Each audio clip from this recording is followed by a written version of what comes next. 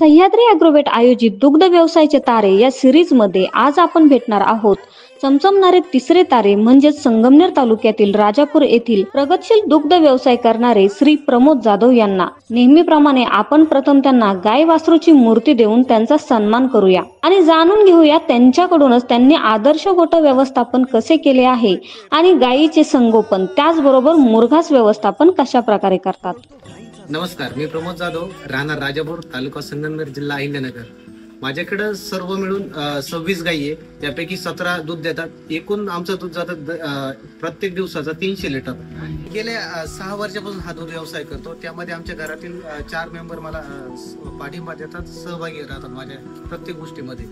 गोठ्यातील व्यवस्थापनामध्ये आम्ही ओपन गोठा पद्धतीने व्यवस्थापन केलं।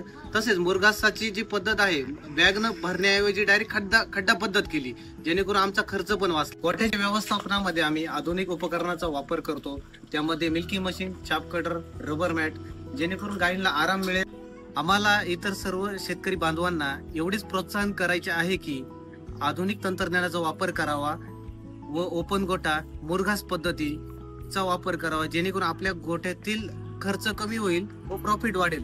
अशाच प्रकारची उपयुक्त माहिती आम्ही तुमच्यापर्यंत पोहोचवणार आहोत, त्यामुळे सर्वांनी नक्की पाहत राहा सह्याद्री ॲग्रोवेट आयोजित दुग्ध व्यवसायाचे तारे।